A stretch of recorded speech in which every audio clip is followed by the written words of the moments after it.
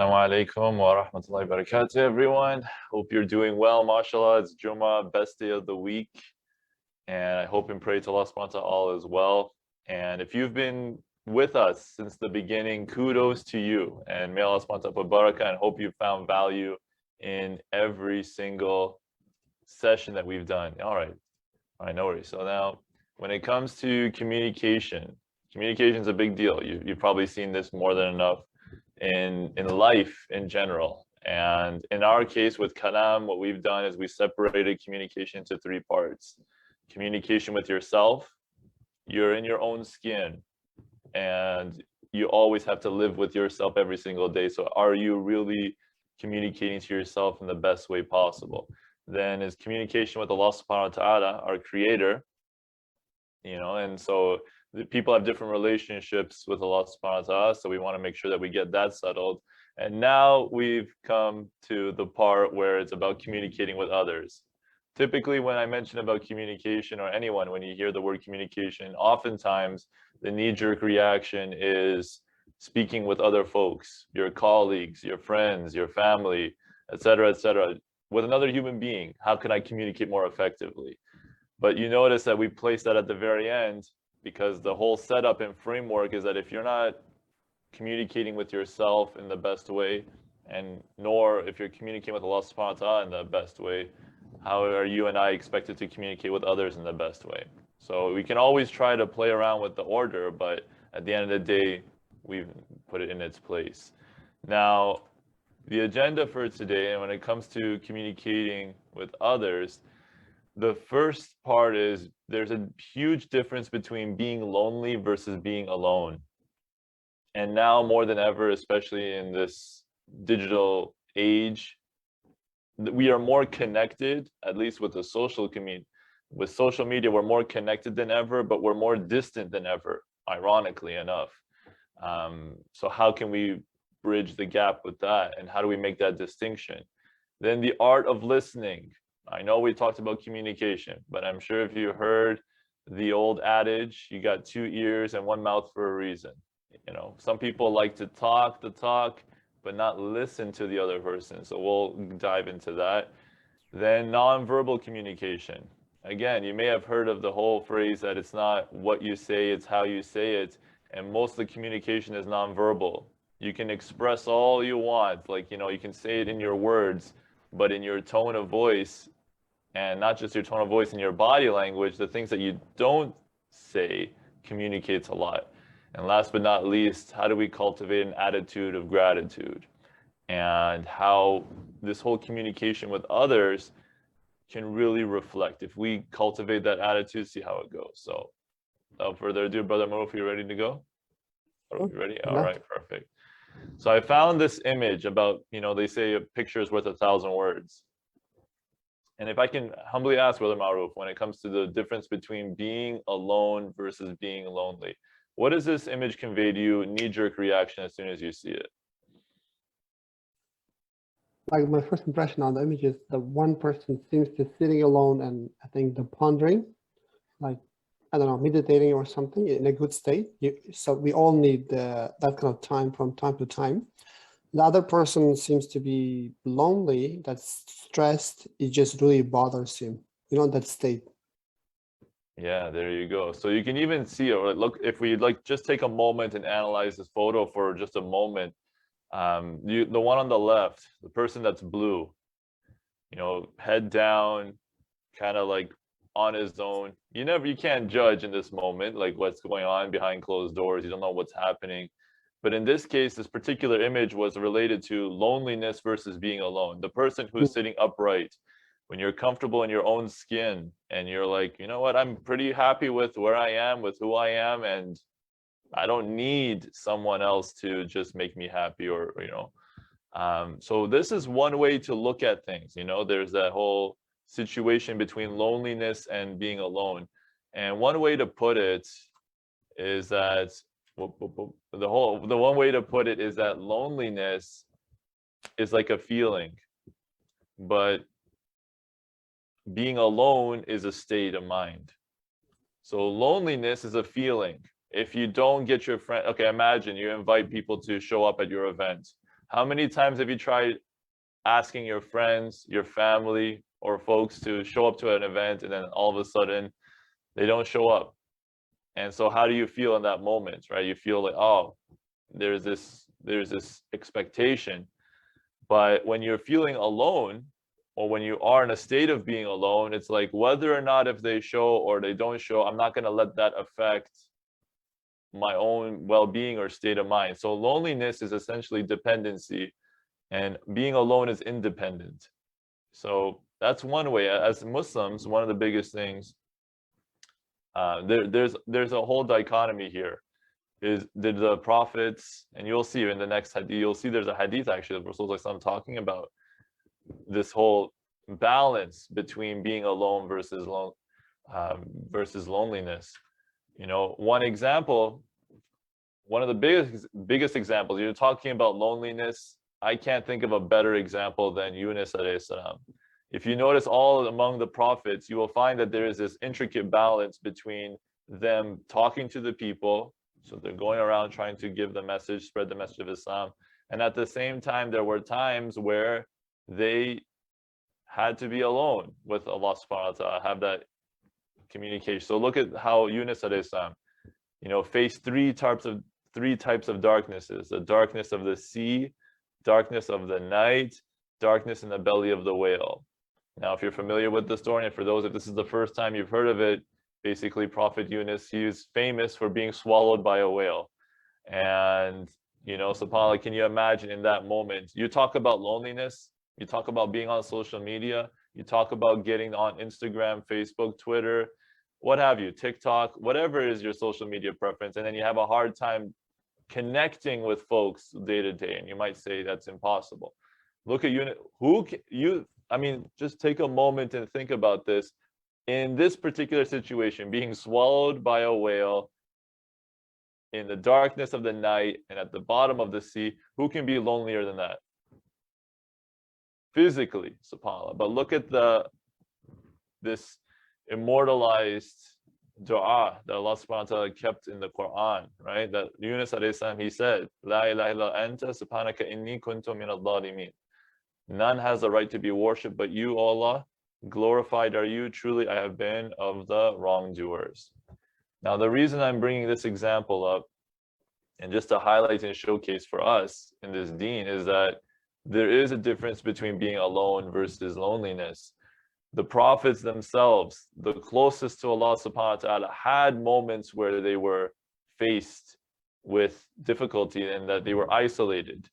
And, you know, now with the pandemic, we've gotten a good taste of that as well, the whole isolation. And, you know, but imagine, they didn't have any technology, they didn't have, you know, Zoom, they didn't have any of these things, or a phone call.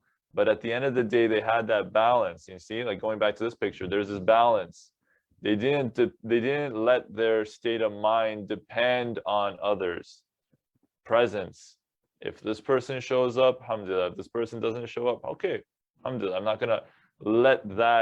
not gonna give my energy to folks, because if you always depend on the creation, you're gonna be disappointed. It's just how it is. And so Yunus alayhi salam, you notice, did he call upon his family? Did he call upon his friends? Did he call upon anyone? Who did he call? SubhanAllah, to Allah subhanahu wa ta'ala. Now, is there any thoughts that you have, Brother Maruf, about this so far? Any distinction that you want to make about being lonely versus loneliness? Have you seen this in your day-to-day? No, I think you covered this topic pretty well. Alhamdulillah. Okay, mashallah. Well, I guess we'll keep going. There's this interesting hadith I've discovered. SubhanAllah, very, very interesting. Look at this. The Prophet ﷺ mentioned something about traveling and about lonely, and it's in a unique way. Rasulullah ﷺ said that if the people knew what I know about traveling alone, then nobody would travel alone at night. So already here, okay, let's pause for a second. So number one, let's recognize that in the deen, there is the topic of being discussed about loneliness and being alone. So Rasulullah ﷺ is addressing something directly. Now, when it comes to traveling alone, here's one thing that's unique. I was looking at the commentary of this, and a few things come to mind when it comes to this recommendation or this statement of the Prophet ﷺ. Number one, if you're traveling alone, you know, let's just say at a physical level, just at a surface level, if someone's traveling alone, isn't it more likely that if there was harm to come their way, that they would be in more danger? Even if we were to go back in the past, the Prophet ﷺ, for instance, just for a moment, you know, traveling across the desert by yourself, what do you think is going to happen? You got, you know, there's animals, there are other people, bandits, whoever, just come and jump you, then that's already a problem. Nowadays, you might say to yourself, well, alhamdulillah, life is safer. I don't know about that. I mean, it's still some other place in the world. If you're traveling alone, you're seen as a foreigner, you don't know your way around, people can sniff it out and they will notice, and people can unfortunately take advantage of that. So Rasulullah is already mentioning this is one thing, right, about that. The other interesting thing I noticed when looking into the commentary of this is that it even affects you spiritually. Now you might be wondering how. How does it affect you spiritually when you're traveling from point A to point B? Imagine you're going to a place, and let's just say there's a casino that's around the corner. There's a casino. And if you're on your own, and let's just say a temptation is there to go visit this casino, who's there to pull you back? When you have a group of folks, let's say you got, a group, a clan of folks, 3 or 4 or 5 people, and let's just say one person say, hey, let's go check it out. Even though you know full well that, you know, it's not a great idea. Yeah, at least you would have somebody pulling you aside and say, hey, you know, maybe this isn't such a good idea. Hey, you know what, let's not do it. But if you're on your own, how shaitan just opens that door and you can go through this, that, and the other. So subhanAllah, the key here, what I'm trying to say is when it comes to loneliness versus being alone, Rasulullah as a prophet, he experienced both. And he was someone who not only dealt with the people, but also dealt with being alone. And this hadith, the Prophet ﷺ, it just emphasizes that this deen really talks about everything. So even at the practical level of traveling, subhanAllah, you know, there is some mention of that. So having said that, that's one food for thought when it comes to differences of being alone versus loneliness. Now, anything you want to add, Brother Maruf, before we move to the next stage here? Yeah, just a quick thing. As much as I agree, traveling alone is not the best thing. At the same time, you should also make sure your companion is a good person, right? Mm-hmm. You may be a good willing if the companion, imagine if you see the casino, it's what if the companion says, let's go and check it out, right? So sometimes it could be not only you, sometimes it could be the other side as well. So that's why not only in traveling, but in life and friends as well, the companions are crucial, who they are, right? 100%. You brought up a valid point right there. You have somebody encouraging you to do the wrong thing, and that's not great either. It's just, that's counterintuitive. And especially when it comes to travel, you'll notice that people are very vulnerable at this point because you're not familiar with the land, you're not familiar with the area, and if you don't trust the person that's your companion, then that's going to be a big problem. You notice that if people go to Umrah or Hajj, oftentimes you'll see that they are, you know, best buds by the end because you go through that whole experience together. So there's something there. But look at that. Rasulullah is even talking to us about traveling alone. But again, alone is a state of mind. Loneliness is an emotion. And they also say that this is also how you get to know people, right? Either through travel or through hardship or doing a business together. Exactly. You got it. So now when it comes to the action, what can we do? How can we? So we have that little conversation, little action plan. How can we differentiate between loneliness versus being alone? One thing is, especially now in this day and age, stop comparing your behind the scenes with someone else's highlight reel. You know, oftentimes people, they feel like they can't connect with so-and-so because you take a look at their Instagram and you're like, wow, they're so much more accomplished than me. Wow, they're so different from me. Wow, they're so much more amazing than me. So why bother if I reach out, you know? And so recognize and realize that just because there are some folks who, mashallah, have accomplished a lot, they're not telling the whole picture. They're not giving you the whole story online. So when it comes to loneliness is one way, and it's inevitable. We're humans, we're social beings, right? Adam alayhi salam, when he was created, he was on his own, and he's saying, oh no, like who does he have to talk to? And then came his wife. So at the end, we do need in social interactions. The key here is that we don't need it for survival as much as oxygen. That's where things can get dangerous. When somebody is saying, if they've gotten to the point where I can't eat lunch without someone else being with me, I'm no psychologist or anything. I would say there might be something there. But the point is, being alone is solitude, right? You'll be able to say, you know what, Allah subhanahu wa ta'ala is always with me. But at the end, even when we're communicating with others, this whole issue of loneliness, people who are clingy, people who are emotionally dependent on someone, this can be a problem. And part of it has to do with comparing your behind the scenes with someone else's highlight reel. So Allah subhanahu wa ta'ala help us all and find the right companions for ourselves. And that even if the right companion doesn't come along, just like Yunus alayhi salam in the belly of that whale, you got Allah subhanahu wa ta'ala. When you got Allah subhanahu wa ta'ala, you got a friend, right? So, and you have a protector. Now, the art of listening. There's a very famous quote by Stephen Covey. You may have heard of this before, that most people do not listen with the intent to understand, they listen with the intent to reply. Now, this is big when it comes to arguments. I guarantee, take your pick, go look on YouTube, find a lot of folks, go on the YouTube comments. A lot of people are so excited to have that zinger, so excited to one up, so excited to just decimate the other person, but not truly understand and hear the words of what the other person is saying and truly understand that. You can see it time and time again. And this is a big flip, right? When somebody, if Brother Maruf, you're gonna say something, if I'm just sitting there and just listening with, okay, how am I gonna one up Brother Maruf, or how am I going to reply just to maybe poke holes in his argument? You missed out what was already said. And then you end up with this vicious cycle of just, you're not listening. How many times people, they say, I've been talking to you for like the same thing over and over, but most people don't listen with the intent to understand, stop, pause, put aside your judgments, put aside your preconceived notions, put aside whatever situations are going on. Just let me see if I can try to figure out, what are you trying to say? What a world of a difference that would be. Instead of entering in every discussion like it's a boxing match where you're trying to punch out the person, why don't you just stop and listen and say, maybe this person has something to offer? And subhanAllah, our deen teaches us this. Look at this. There is a wonderful example. Look at this in action.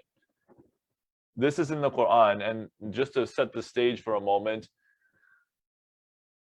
Musa alayhi salam, Moses, peace be upon him, now he's a messenger, he's a prophet. And Allah subhanahu wa ta'ala is telling him to go talk to the Pharaoh, basically convey the message of Islam, say that, la ilaha illallah, right? Just that there's no God but Allah subhanahu wa ta'ala. And so here we go. Musa alayhi salam is having now, here's this dialogue happening between Musa alayhi salam and Pharaoh. Look at how this conversation is going. And tell me how this doesn't, you'll see how strikingly similar this happens in our day-to-day. So Allah subhanahu wa ta'ala is saying, go to Pharaoh and say, we are messengers. By messengers, this is Musa alayhi salam and his brother Harun alayhi salam together. We are messengers from the Lord of all worlds, commanded to say, let the children of Israel go with us.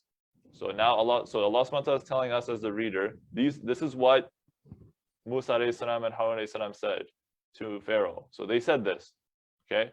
Look at Pharaoh's response right away, okay, right immediately. Pharaoh protested, did we not raise you among us as a child, and you stayed several years of your life in our care?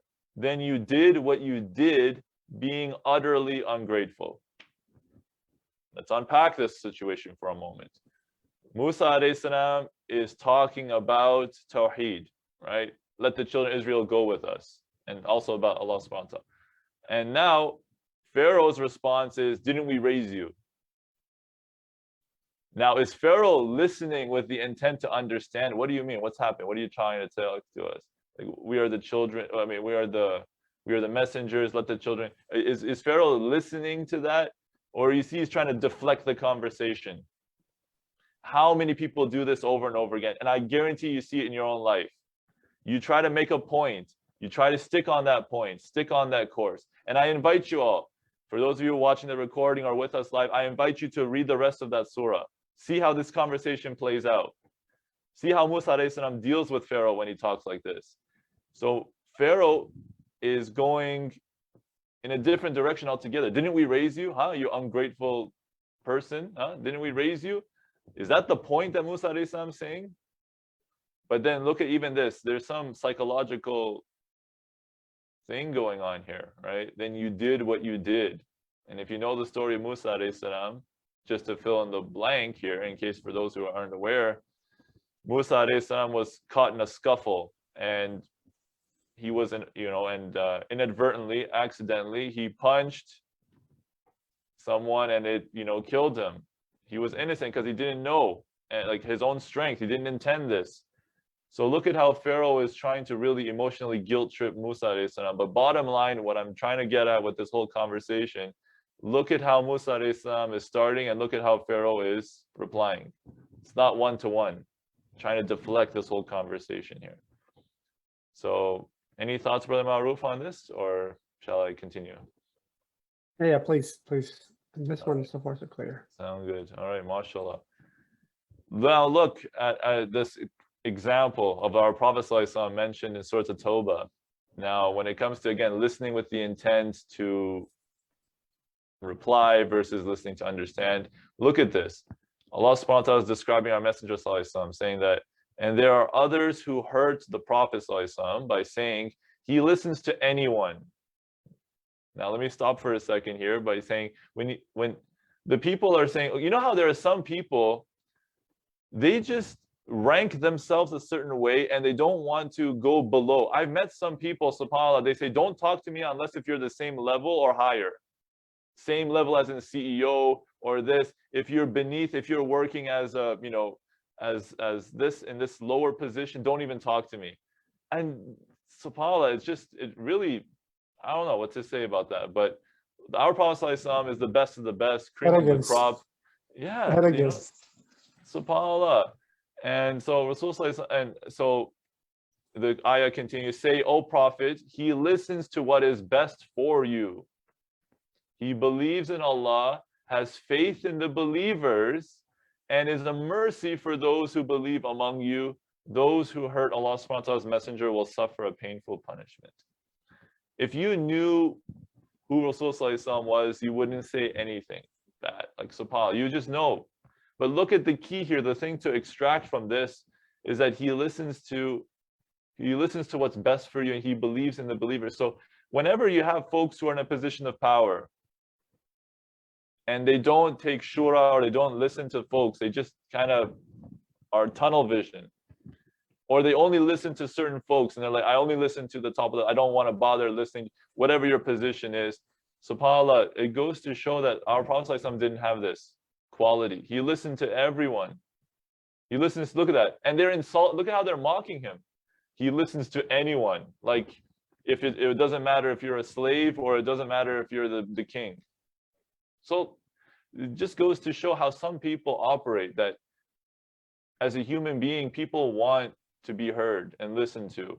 Now, does it mean that you be taken advantage of and you just, no, of course not. But at the end of the day, Rasulullah saying, look at the ayah again, he believes in Allah, he listens to what is best for you.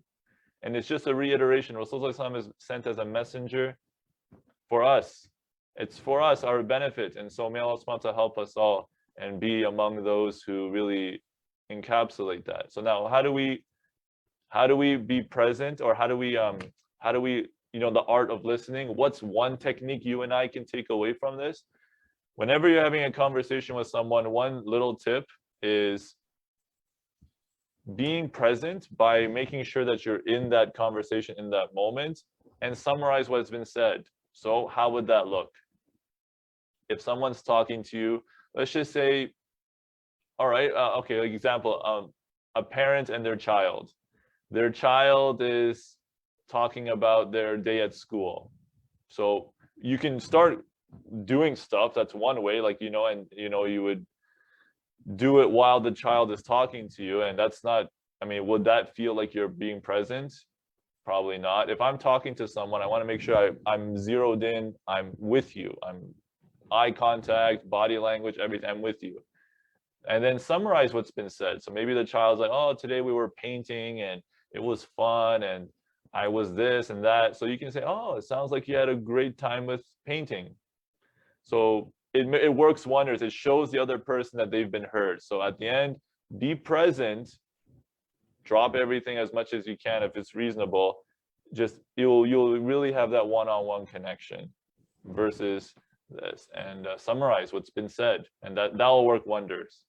That's going to show you the art of listening, because it's going to force you to listen, and not with the intent to reply, but with the intent to understand, right? Because how can you summarize if you're listening to reply? I won't know what's been said. So this is one little tip right here to really bring that into action. Now, nonverbal communication. I don't know how many of you are familiar with The Office. This is, something that is interesting to start things off. Look at that. Think what you're saying is the most important thing in a presentation. False. It's your body language. You hear it time and time again with the nonverbal communication. Little experiment. I'm so happy. I can't wait for this data to continue. It's just amazing to me. Would you buy that for a second? As opposed to, I'm so excited, this is amazing, this is the greatest thing since sliced bread. Probably, right? Nonverbal communication, it's body language, it makes it. And I'll give you one little thing right here. Some people, when they cross their arms when they're talking, I'm having a good time. Probably not really, it's not arm crossing. It could be a sign of comfort, not necessarily to say that it's a defensive thing. But when you are more comfortable, typically, your palms are open, your body is open, you're more open, like, eyes are brighter, wider, right? So everything is just open. So body language, they say, never lies. Now, here's one example. We're talking about body language here. It's not just about what you say, but also how your body's communicated. Look at what the Prophet ﷺ said. Here's an example. Look at this. The Prophet ﷺ said, to a faithful believer is like the bricks of a wall, enforcing each other. And look at this, this is the nonverbal part. While saying that, the Prophet ﷺ clasped his hands by interlacing his fingers. Rasul, he could have just said that alone. A faithful believer to a faithful believer is like a bricks of a wall enforcing each other. You would get it. You get the imagery. But if I was to say, if I was to use that as an example, and do this, right? Now you're really getting it. You see, look at the difference here. Look at that. It's like a bricks of a wall that you're really enforcing each other. When you do this, oh, now the image sticks a lot more. We all help each other out. Oftentimes, it's hard, right, to imagine that, oh, what's a brick of a wall? I got to do this. But when you do this, the nonverbal part really sticks, and it makes a big point here. So far, so good, Brother Maruf? Or yeah, sounds good. I think according to the research, about 80 to 90% of the communication is nonverbal. Right? Because when you're speaking, you think what I'm saying is important, but 80 to 90% of what you're saying it is important, but this doesn't make you feel judged, right? Like you are sending other signals to other people whenever you're speaking, and that's what you're picking up. Exactly. 80 to 90%. Can you imagine 80 to 80%? Majority of this is not even what I'm saying, like how I'm saying, where I'm saying, when I'm saying, all the stuff. Exactly. So if we're not aware of it, the body will do what it wants, right? So that's the key. Absolutely. Now, all right, action plan. How do I improve my nonverbal communication? One, the idea, you can record yourself. If you got access to a camera, you can try having those conversations, recording yourself, or looking in the mirror for nonverbal communication. So what does that mean? How does that look, and how does it play out?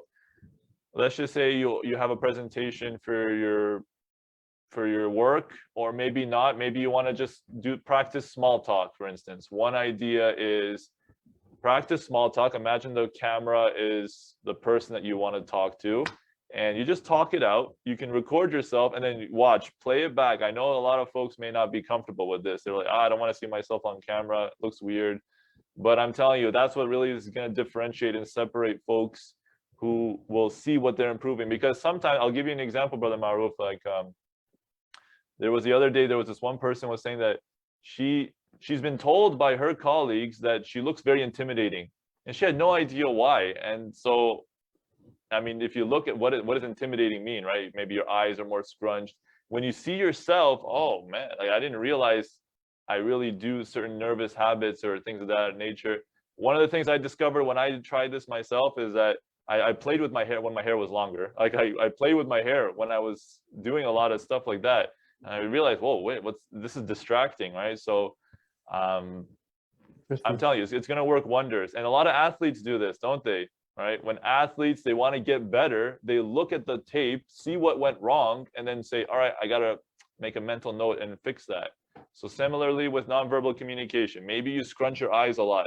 Maybe you smile great, which is fantastic. Maybe you twirl with your hair. Maybe you cross your arms. You never know until you actually record yourself and do this. Face it, and or look in the mirror. You'll start to see some things you wouldn't otherwise. Right. Now, subhanAllah, when it comes to this attitude of gratitude, right? Just to preface this conversation is that every social interaction, if you look at it as a gift, it's going to change the way you look and change the way you feel and change in a positive way, right? Like whenever you look at every social interaction as, here, I have a gift I want to give you, I want to share something with you, as an attitude of gratitude, it's going to really make things a lot easier in terms of those social interactions. I'm here to give, I'm not here to take. All right, Allah subhanahu wa ta'ala says it very famously in Surah An-Nahl, right? If you try to count Allah subhanahu wa ta'ala's blessings, you wouldn't be able to count them. Go ahead, make a list of all the things that Allah subhanahu wa ta'ala has given you. Can't, and so you can list out your problems. Sure, it's limited, and maybe that takes up a lot of space in your mental capacity. But when it comes to the blessings, it's innumerous. SubhanAllah. Just study the human body by itself. Just study that. And you're already in a world of awe and amazement. So if we cultivate that attitude of gratitude, let's see how that looks in terms of our social interactions. This is a really cool example, SubhanAllah. I always get excited when I talk about Dawud alayhi salam, Sulaiman alayhi salam, SubhanAllah, people of power, So Sulaiman alayhi salam, Prophet Solomon, you'll hear his name in the Bible. Sulaiman alayhi salam smiled. Okay, so just to put this into context, there were some ants that were talking, and they were saying, "Oh, we got to be careful, otherwise Prophet Sulaiman alayhi salam is gonna crush us." So, as a response, that's where at her words, like who's the words? It's actually the insect and the ant. Surah An-Naml. That's where the surah is coming from. So Sulaiman alayhi salam smiled in amusement at her words and prayed, "My Lord, inspire me to always be thankful for your favors, which you have blessed me and my parents with, and to do good deeds that please you. Admit me by your mercy into the company of your righteous servants." Whoa. SubhanAllah. Let's stop for a second. Who's talking here? Is it just an average person who's just, this Paul, he was a king. He was a prophet. Why does he have to ask Allah subhanahu wa ta'ala for this? Inspire me to always be thankful. He's making dua to Allah subhanahu wa ta'ala. Isn't it already implied? Why do I have to, But subhanAllah, just right then and there, he's saying, always, please give me the strength to always be thankful. Inspire me to be thankful, because people forget. It's just human, People forget. When you're doing good. Imagine you have a company. In the beginning, it's rough and tough. You're praying day and night for success, and nobody's helping me. No one is, money is tight, and this and the other. Mashallah, suddenly you get a client or you get some big payday. Whoa! All right, now let's work on expanding. Let's work on making sure we get a new facility. Oh, let's improve this. Now you start to become preoccupied with that. Where is Allah subhanahu wa ta'ala in the picture? For some, it's gone because you're so preoccupied now with all this newfound success. But here comes Sulaiman alayhi salam saying that always reminding himself and asking Allah subhanahu wa ta'ala to just be thankful, and even the ability, I highly doubt that any one of us at this point can speak with animals, but that's one of his favors that he's been given. And mashallah, it's just amazing to see that someone at that level, at that capacity, is always humble and just saying he's grounded, and he's grounded in reality, knowing that this is not his accord. This is from Allah subhanahu wa ta'ala. And so what's the action plan? Here's an action plan from the Prophet sallallahu alaihi wasallam. Here's some really interesting one when it comes to the attitude of gratitude. So Abu Hurairah radhiyallahu anhu reported that the Prophet sallallahu alaihi wasallam, peace and blessings be upon him, said, "Give each other gifts and you will love each other." Look at this. Give each other gifts and you will love each other. I feel good when someone gives me a gift. Feels nice, right? Now, does it mean it has to be a physical package? You have to order stuff on Amazon to give a gift? Is that how it is? There's so many things that you can do that doesn't require so many things, like in terms of, not to break the bank. Giving each other gifts can just be a simple word of kindness, can't it be? Right? That's one example. Some people, they have a really bad day. Oh, it was the worst day of my life.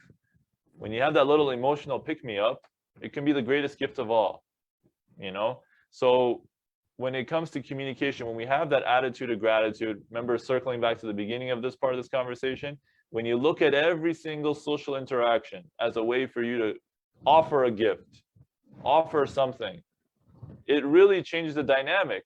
Because I'm not in this, antagonizing, or it's a boxing match, or what can I get from you, or this and the other, what can I take from you, right? You see people with sponsorships. The one way they go about it is, oh, let's just take the money and just give me this and give me that, because if you're always self-serving in that regard, I don't know how many people would be willing to work with that. But if you're saying, hey, look, I'm here to give you something. I'm here to always give you a gift. Right? I'm here to be thankful and saying, look, Allah subhanahu wa ta'ala has given me plenty. I just want to share something with you. I think this will really work out. Have that mutual, relationship. And Rasulullah is telling us, give each other gifts and you will love each other. So giving gifts is good. Now, just one little caveat, just to make sure nobody gets the wrong idea. Some people might interpret this and say, oh, does that mean I have to buy, chocolates every day and I have to do this and the other? No, there's not abusive. There's some people who are materialistic. You don't want to get to the point of materialism where you only love me if you buy stuff for me. This is not what it is. To enhance the already existing conversation or relationship, adding a gift, a surprise gift, it works wonders. You will strengthen that bond. But a relationship solely based on gift giving, this is not a relationship. This is like conditional love or conditional stuff. I've seen, you probably go on YouTube or other places, you're going to see more than your fair share of kids.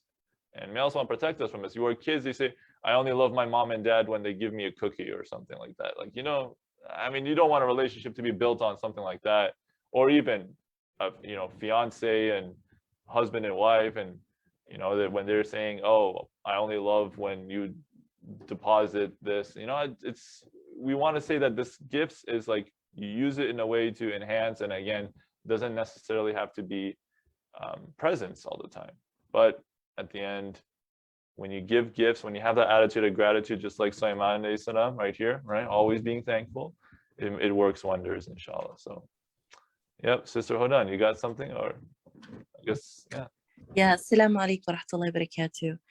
I know we're coming to the end of this, inshallah, but I just wanted to say that in terms of gifts, one of the things that made me understand is any impression of increase is a gift.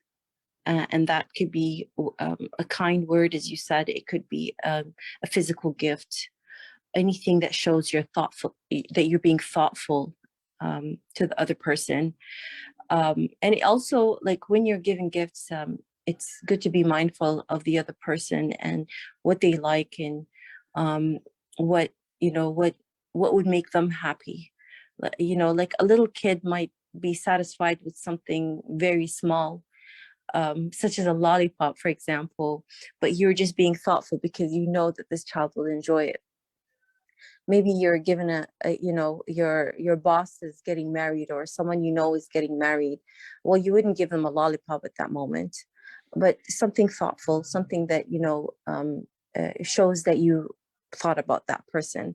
And I think that's really all that matters. I think is people in general, we want to feel that someone cared, and that's really why we feel good when someone says something nice to us, or does something good for us, or gives us something, inshallah, bi'idhnillah.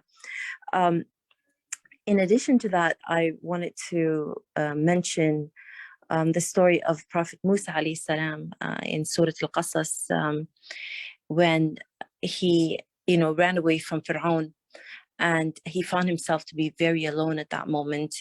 He was all by himself. He didn't have, he was missing so many things. People, he didn't have his family. He didn't have wealth. He didn't even have a place to sleep, and, just in the middle of Midian, in the middle of that area where he knew nobody. So I think that's a beautiful story to think about when in terms of loneliness. And what did he do? Similar to Prophet Yunus alayhi salam, he also turned to Allah and he made a dua as well. And it's a beautiful dua, mashallah. You'll find it in verse 24 of Surah Al-Qasas. He said, Rabbi inni lima anzalta ilayya min khairin faqir, which basically translates to, my Lord, I am in need of whatever good you sent down to me. And alhamdulillah, after that, Allah accepted his dua, and he ended up even getting married, subhanallah. And it's a beautiful story, so I encourage people to go and read it, inshallah. Read Surah Al-Qasas just to hear the rest of the story. But this also shows us that, while there's a difference between loneliness and being lonely, I think we're social beings as human beings, and we do need one another. But obviously everything comes after the need of Allah. Like, we turn to Allah first, but we still do need each other. And what do we do in situations like that? Alhamdulillah, we have du'as that we can make. We ask Allah, just as Brother Maruf was saying, to give us good companionship, because it's important to have good companionship, but also to be content with who we are as well. So it's all a balance, it's a balance of things, alhamdulillah. Lastly, I wanted to say, I kind of giggled a little bit when you were talking about, standing in front of the mirror and saying things. And I remember when I was a little girl, actually, it was a practice of mine that, I used to do. I usually, when I was upset because, I wasn't like, some people are very quick to think about things to respond or to say. And I was not like that. I would be silent, and then I'd come home and I'd think of all the things I could have said, so subhanallah. And I would find relief in that, actually. It did, it was a way.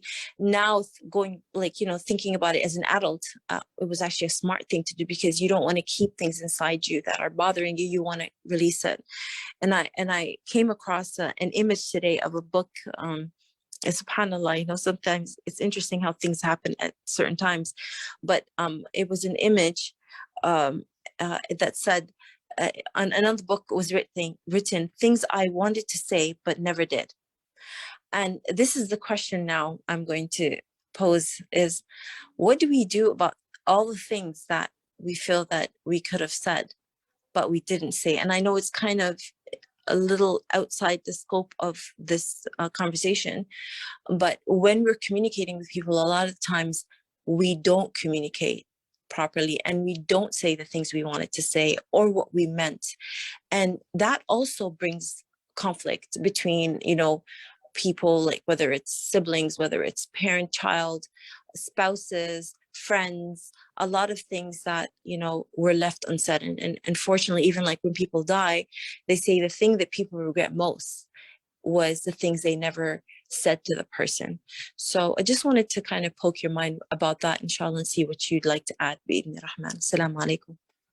MashaAllah, Sister Hadan. Very, very cool. A lot of great insights there, and I appreciate you sharing the story of the, looking in the mirror. A couple of things, if I may, just to comment real quick about what you mentioned before. See, already, I don't know if anyone picked up on that, but MashaAllah, Sister Hadan was, actively listening. She called back something from Brother Maruf about the, good companions. See that? So she caught that. And in addition to the prophets that you mentioned about Musa alayhi salam, wonderful. You'll see across the board, the prophets, you'll find them at some point in their life that they were alone. Ibrahim alayhi salam was alone in the fire. Yunus alayhi salam was alone in the whale. Yusuf alayhi salam was alone in the well.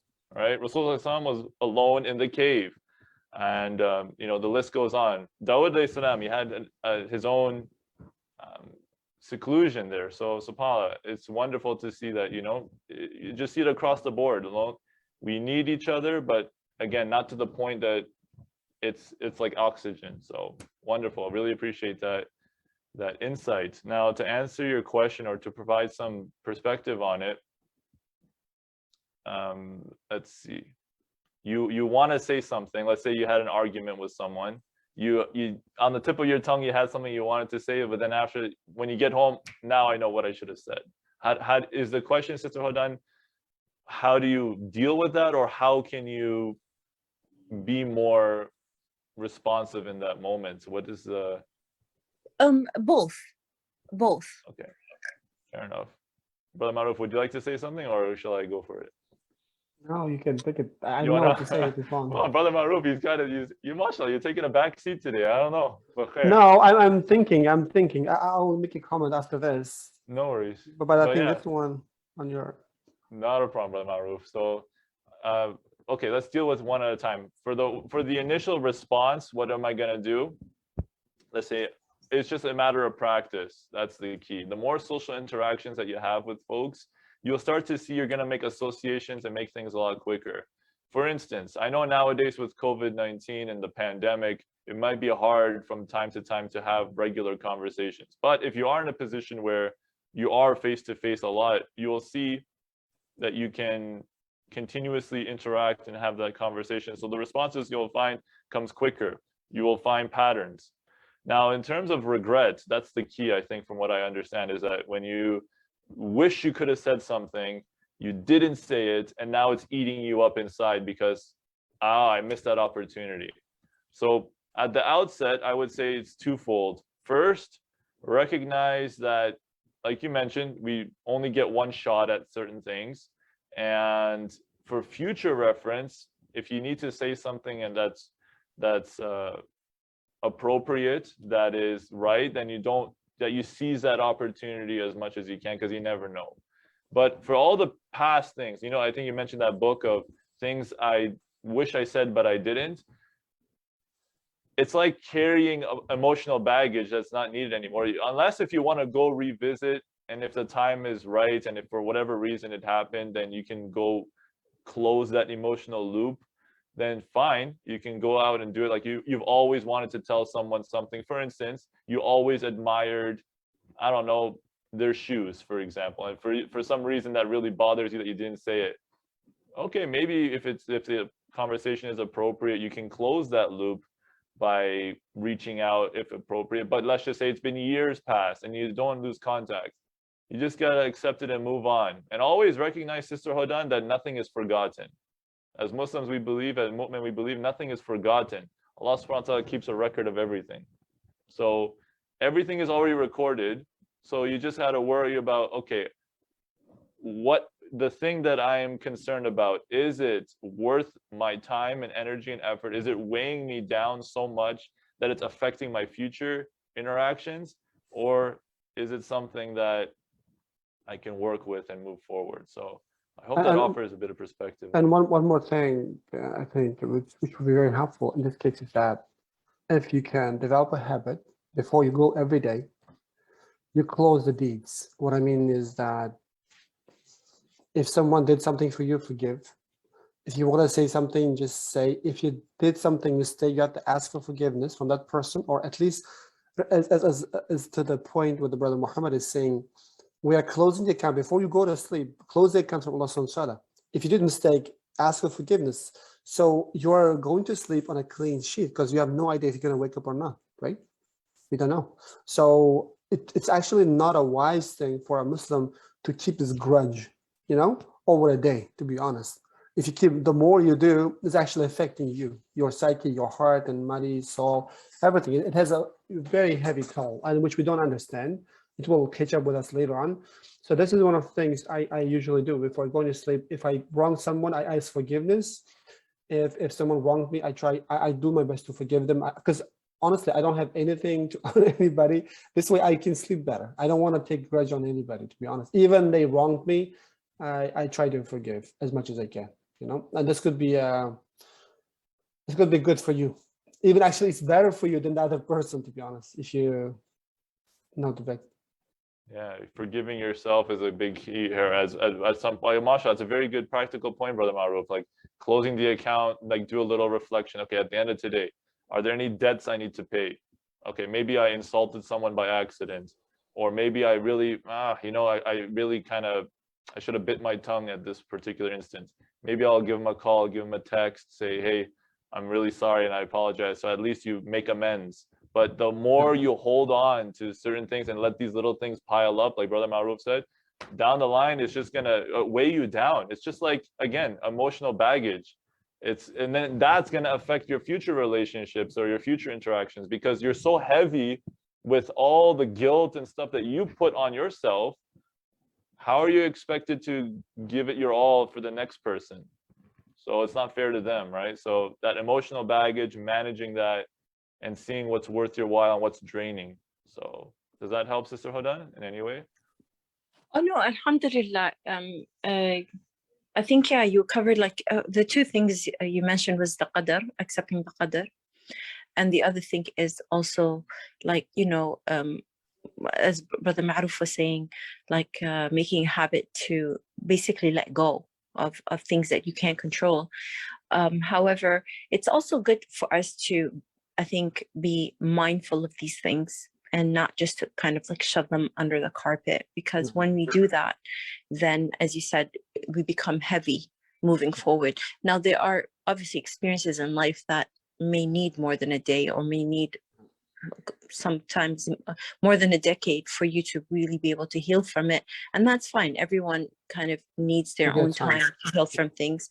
However, in general, a lot of our conversation is also the things we never said. And I think that's just what I was kind of bringing up, is not only is there, we talked about the body language, and we talked about things that we express, but we didn't really discuss what we don't express, which is, I think, just as important.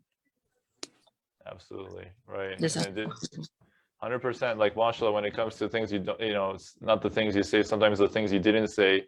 But the only reason why the things you didn't say, like Umar bin Khattab, I remember, mashallah, he mentioned that, I don't want to misquote. So like the idea is that sometimes it's better not to say certain things, right? Sometimes it's good to actually hold back. But I see your point, like maybe you wish you could have expressed something, but you didn't, and or reply a certain way. So at the end of the day, it just, again, it's all checks and balances. It's just a matter of how much weight is this carrying. Yes. And people always say, sometimes I heard another thing, say time heals all things. It's not the time. It's not time. It's what you do in that time that's what's healing your thing. People, they say, oh, just sleep it off. It's not about that. It's like, how do you look at things, and it's not about, it's just the stuff that you do in between. And Brother Maruf, mashallah, very, very put it well. Like when it comes to look and sleep with, have a good night's sleep by knowing that, okay, I'm not trying to wrong anyone, I'm not trying to insult anyone, I'm not trying to, because at the end of the day, Allah subhanahu, where am I going to run? Like, where are you going to go? Somebody takes your money, someone takes your, insults you, somebody is, smearing a campaign on you, like, and at the end, what are you going to do? Allah subhanahu wa ta'ala at the end is going to say, all right, here's your good deeds, here's your bad deeds, let's talk. What are you going to do? Like, and you know what? Last thing, subhanAllah, we're talking about nonverbal communication. In the Quran, Allah subhanahu wa ta'ala is saying our own limbs will testify against us. Your own hands are going to talk about, because everything's going to be sealed up. Your own hands are going to testify against you. That's scary in and of itself. Like when it comes to nonverbal, you talk about nonverbal communication, because you can say, oh, I didn't do this. Imagine in court, imagine this situation. Imagine there's a court, someone was accused of a crime, let's say stealing something. People are talking, you hire the best lawyers, you hire this, that, and the other, and they get away with it simply because of their words. Imagine if the thief's own hands are saying, yeah, I did it. What would you say? Oh my gosh, right? SubhanAllah. So I don't mean to cast such a bleak cloud, but it's the reality. And Brother Maruf mentioned, mashallah, the majority of body language is nonverbal, right? The majority of communication is nonverbal. So what more way of emphasizing that than the Day of Judgment? So, khair. So that was the I guess the last session on kalam and communication. This is the end of this session, but it doesn't mean this is going to be end of the Juma Jams. So one of the things I've been thinking recently, I think I already communicated to you, Brother Muhammad, and Sister Hadan as well. I think I already mentioned you guys know that one of the things I've been learning, as my side thing for the last couple of years, is this personal development, right? How do you try to be a better person today than you were yesterday, right? And doing that, actually, I did as much as I can. I looked at what we have today, the coaches and this and that, as you know. I've been to learning a lot about habits, because I believe if you want to change, the change starts with you, not from the world, from someone with you. You have to change because it's the hardest thing. And to do that, you have to learn what the habit is, right? What's habit? And how do you build a better habit and get a bad one? So to do that, I went to one of the best habit, I wouldn't say coaches, but the professors, right? Who wrote a book, who teaches that. It's called Tiny Habits. For everybody who's listening, check it out. So that helped me to create very good, alhamdulillah, some really good habits. For example, I walk every day, right? When I'm walking, I'm listening, I'm contemplating all these things, alhamdulillah. At the same time, for me, there's something was still missing. I said, okay, the habits are good, but I want to go a bit more. That's why I think some of you may know, I went and learned from Tony Robbins, Tony Robbins is one of the best coaches, I guess, in personal development, business development. Mashallah, he had a very interesting approach. In a nutshell, he looks at human beings because one of the things I like about him is he simplifies. Not too simplistic, but simplified. Because, as a human being, we have 6 core human needs, right? We have certainty needs, uncertainty needs, significance, love, growth, and giving. Just on that order, right? And then he teaches you to find out where you are and how you can go from one to another one, right? So it helped me tremendously, right, to look at myself and how it's going to affect me to become a better person. And still, I was just saying, okay, what does Islam say? Because for me, to be honest, with all due respect, with the Tony Robbins and other coaches out there, they try to downgrade one part, which is the main thing, right? Which is the creator, which is Allah subhanahu wa ta'ala. Because they try to somehow, as you can see, many books, many things, these things we learn, Allah subhanahu wa ta'ala is absent. That's not what we believe as Muslim. We believe Prophet ﷺ, we are gonna make him, not to make him president, but we're gonna put him in the middle, right? It doesn't make sense to learn how to become a better version without Allah subhanahu wa ta'ala. That's why I was actually doing some research on the personal development in Islam. As usual, that's also I'm also a victim, I guess. We always don't look what we have first, right? Because it's like grass is greener always on the other side. That's why I looked what others offer. I mean, even the best ones like Tony Robbins, mashallah, they're good. But from them, what's missing is the Allah subhanahu wa ta'ala himself, from that approach, right? If you want or not. And then for his own reasons, whatever the reasons are. So when I did the research, starting from Imam al-Ghazali and other scholars, and recently there was this book I read from Abdul Rahman. He made a mashallah good book about Islamic psychology. So based on that, like it's also another simple explanation about who we are. It's actually in Islam, there is something called ilm al-nafs, the knowledge and the study of the self. Unfortunately, that part has been forgotten. And that, unfortunately, some of us look at Islam like a bunch of rituals we have to do, right? Instead of doing it like a spiritual journey. And that part of the Islam, that looking inwards, right? Looking inwards, trying to understand yourself. Because if you don't understand yourself, how can you understand your creator? How can you understand other people? Like anything we discussed today, the communication is also part of it. Like even we discussed today, the power, look at the Pharaoh, right? What he said and why. Because, and it seems that I think that I heard a beautiful analogy from a friend recently. Allah subhanahu wa ta'ala, the scholar said that in the past, Allah subhanahu wa ta'ala has attributes, right? Some attributes Allah subhanahu wa ta'ala want to share with the servants, like kindness and goodness, right? You can be kind, there's no problem. However, there are some attributes specifically reserved for Allah subhanahu wa ta'ala, and he doesn't want to share with anybody. He's very jealous in that way. I mean, if you want to tape it, he will. There's another paradox. Like one of them is the power. He's the most powerful one. If you go after power, he will humiliate you. But if not in this world, if you just go for the sake of power, that's what I mean. If you want to have just the power for the sake, but if you want to have the power to help others, that's okay. Do you understand the final subtlety, right? Or if you want, let's say, honor. If you just want honor, just for the sake of honor, he will dishonor you. But if you don't want the honor, but if you want to humble yourself, like look at the example for Prophet ﷺ. And what does he do? He will exalt you. It doesn't make sense, right? Do you remember we discussed another paradox the last week? We said if you want the increase, give sadaqah. It doesn't make sense. But we said the paradoxes, right? So this is the ilm al-nafs where we can study what is the human being. Is it just my body? That's all we see. Like in the materialistic world, like hedonistic point of view, I have to get best of this life. But there is more to it. Like it seems that from the Islam doesn't look at the body as a body. Yeah, it is a body, but it's just one part of it, right? Of the self. There's body, there's mind. I'm not talking about the brain, I'm talking mind, thoughts, right? And there is heart. Do you remember there's a hadith of Rasulullah? There's a one part of the body, right? Which is healthy, everybody's. That's the heart. Not necessarily the physical, but also the heart, the feelings.